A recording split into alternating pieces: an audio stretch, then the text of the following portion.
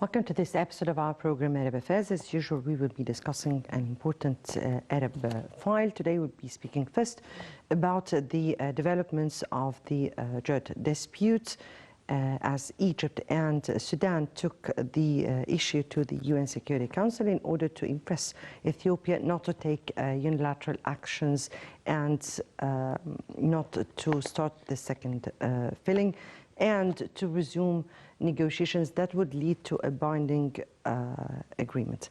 We'll be speaking about that first in our episode. Second, we'll be speaking about the Libyan developments in terms of the whole scene in the political arena. We're speaking about the Libyan political track. We're speaking about the UN envoy who was in Egypt and met with the foreign minister and the Arab League Secretary General. Before we delve into our discussion, let's first have a quick look on the Arab news that took place during this week, and we'll come back for more discussion.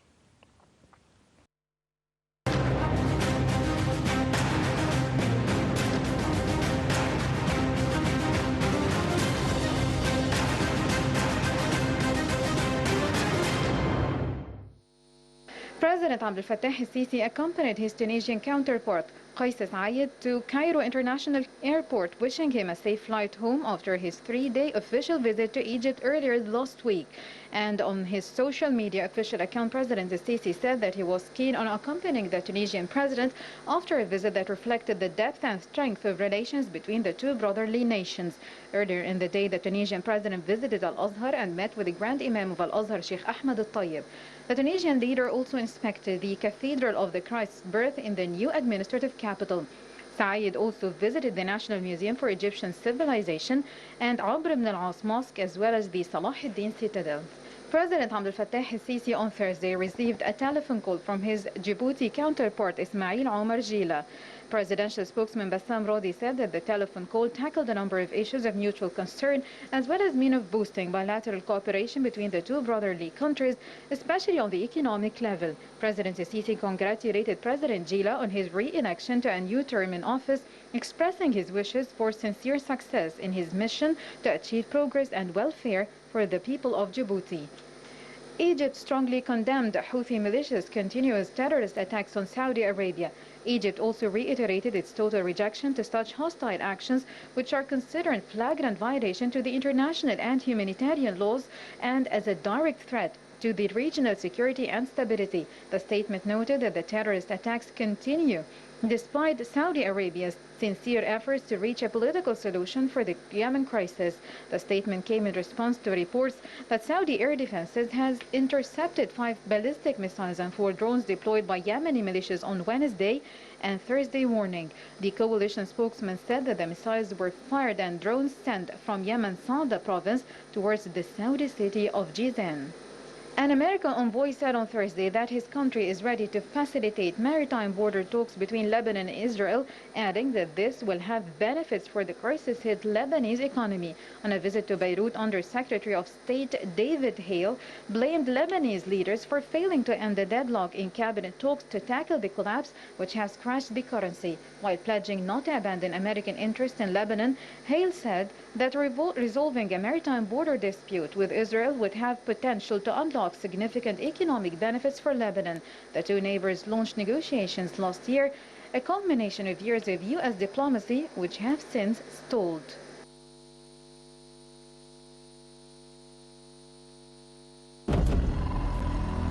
Be the first to know.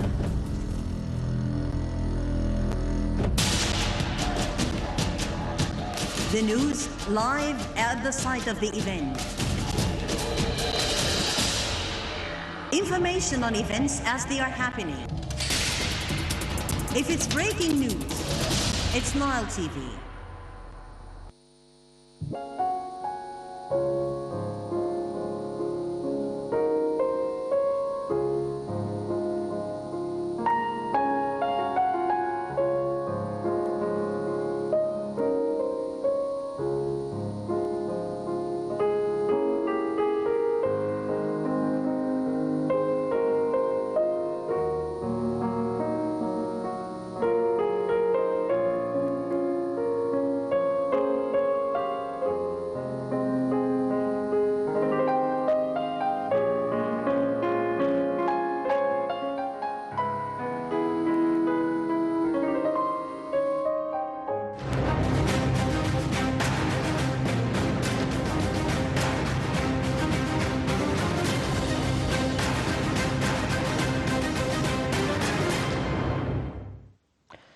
Right, welcome back. And Foreign Minister Sameh Shoukry urged in a letter to the UN Security Council the international community to pressure Ethiopia against taking any unilateral action on the JED before it reaches a legal binding deal with the downstream countries.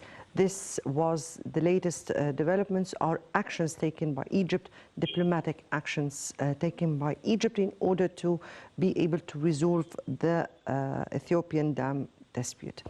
To highlight the issue, we have with us over the phone Engineer Hassan Shaaban, political analyst. Good afternoon to you, sir. Good afternoon to you. Right, and so we've seen this was the latest diplomatic action from Egypt and Sudan taking the issue to the UN Security Council. Tell me the significance of such an action. Well, I think we have reached the end of our journey with Ethiopia. It seems that we're going to have to take it and escalate it to the international community, United Nations and the Security Council, maybe the Lahai Court, Justice Court in Lahai. I think we're going to have to move fast because the rain season will start within few days in Ethiopia. If it did not even start, it probably started by now. So we need to be sure that our brothers in Ethiopia will put into consideration our water requirements. And they're going to have to be transparent about that. Words will not be enough. We need to make sure that our water share is in full, because this will hurt our development plans if it did not really comply with the previous needs, that historical needs of Egypt. I think the international community will have to say its word, and we're going to have to present all the documents we have to prove that we have a very just case.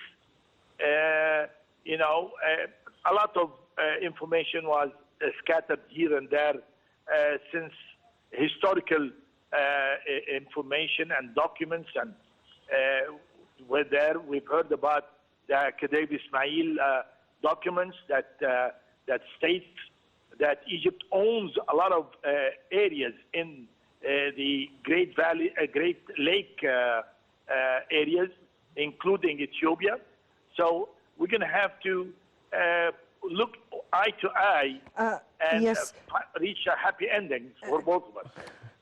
Before we speak about such a map and this issue, let's take it to the political and the diplomatic side. And we're speaking about several negotiations throughout a decade that went between the three countries, and Egypt and Sudan have shown good intentions or the good gestures. How do you view the developments of the negotiations that went so far up till this minute? Mona, we did not move one step toward the happy ending we're talking about. Since we started negotiations, Ethiopia is dealing with the matter as if it's an Ethiopian issue. They're ignoring the fact that this is an international river that binds all three countries. I don't think that we will be able to reach a happy conclusion with using the triple negotiation system. I think we're going to have to escalate it and escalate it fast. We've wasted enough time trying to resolve the matter the African way, using African countries and the Organization of African Unity, and it did not work out. Even the U.S. contributed to these efforts. The International Bank, everybody acts, but I think it's about time to get international community to bear its responsibilities toward 110 million Egyptians that will face, thirst and will destroy our agriculture plans, actually.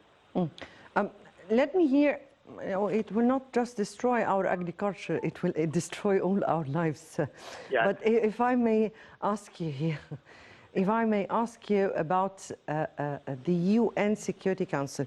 I mean, here Ethiopia has, or we have requested the mediation of the United States last year, the United States, the World Bank, and the IMF, and several. Yes, this year we have asked for the EU, the US, and the UN, plus the African Union also. But Ethiopia has just accepted the African Union. Why are we raising the issue right now to the UN Security Council? Why the Security Council? What does the Security Council has in hands to pressure Ethiopia to admit to an agreement, to a binding agreement? Mona, I don't think that the Security Council will be effective in this case, because a number of members in the Security Council have a massive interest with Ethiopia right now. Ethiopia is a growing economy right now in Africa. China is there. A lot of the countries that are in the Security Council are in Ethiopia. So this is a conflict of interest. But what I really think, if we manage to change our philosophy and get the countries in East Africa to contribute and share a satellite that controls all the water resource and waterfall in the area, this will be binding in a water management satellite. In addition to this, politically, we've learned in the last couple of decades that unless you create an interest using politics, it will be an idle politics. It's not going to be useful. So I think if we create a chance for the countries in the area to utilize the wasted water that runs to the Gulf of Aden in Ethiopia, because there is about 400 billion cubic meter of water that runs to the Gulf of Aden, the Indian Ocean.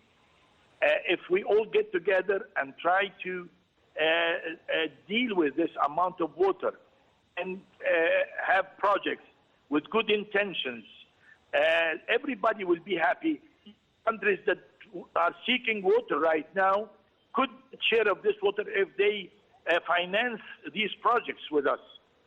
If we all get together and save this 100 billion cubic meters, I think Egypt could double its amount of water that we are getting right now. We reach 85 billion or maybe 100 billion cubic meters. I'm not aware exactly of such opportunities. I guess the issue of the Ethiopian dam has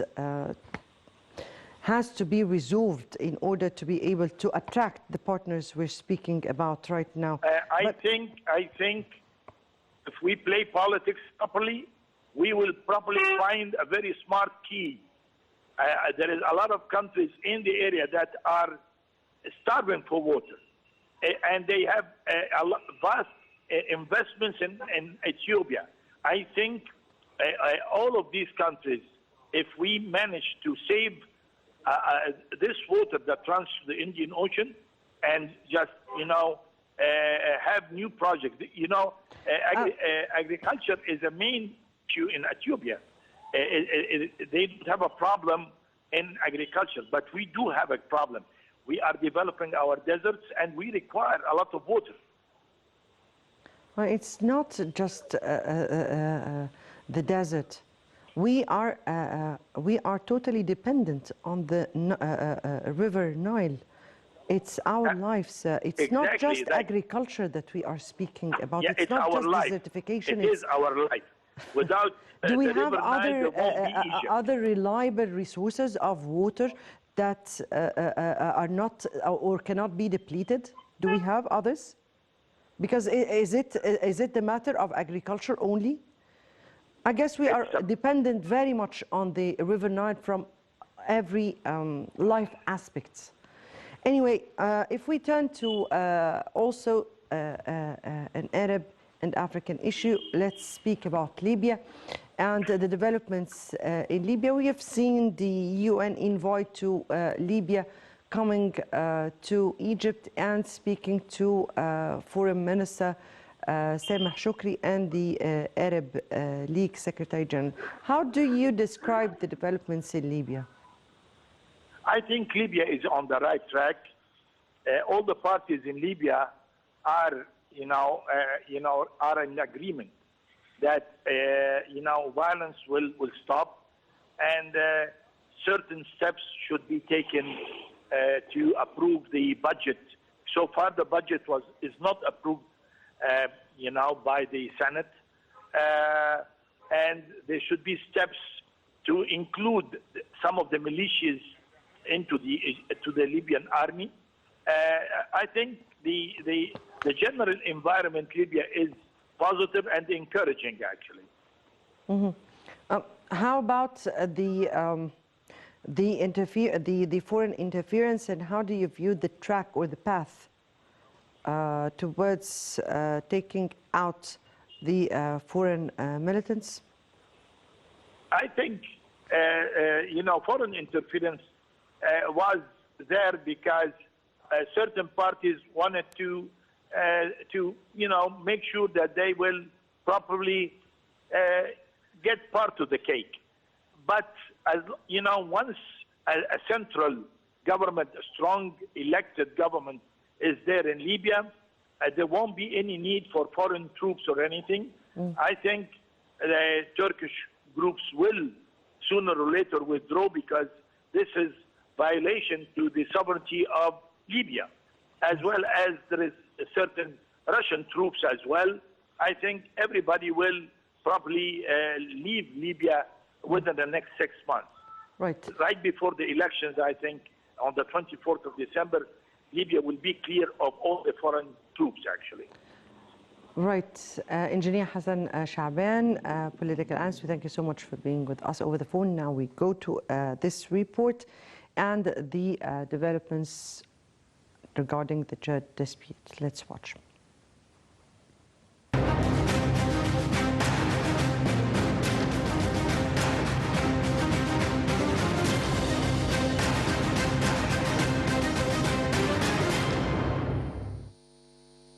After the failure of the latest round of the talks in Kinshasa, Foreign Minister Sameh Shoukry said at this stage there is full coordination and unity in position with Sudan, adding that they started heading to the active international organizations to brief them on the development in the Grand Renaissance Dam and ask them to shoulder their responsibilities. Shoukry said that all international frameworks, including the UN General Assembly and Security Council, must have an active role in this issue so as to avoid any slipping into tension or negative impacts on the region's countries. He called upon all international parties to interact with the issue, saying it does not prejudice only Egypt and Sudan, but also international peace and security.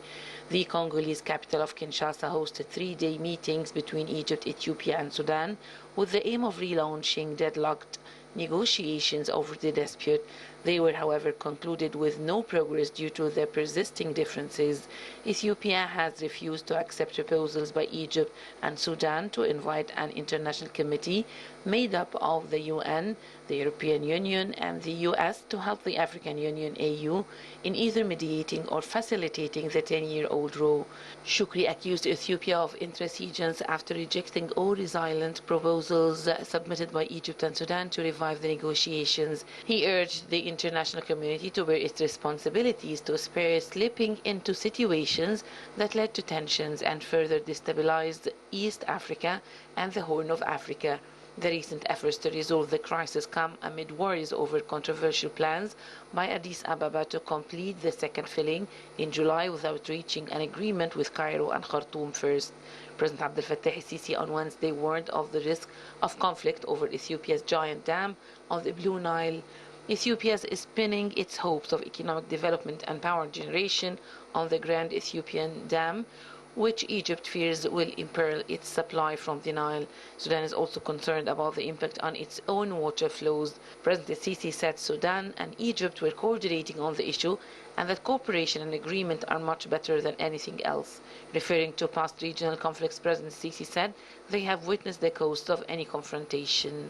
Warning Ethiopia, Sisi says, let's not reach the point where they touch a drop of Egypt's water because all options are open. Last week, President Sisi said there would be inconceivable instability in the region if Egypt's water supply were affected by the dam.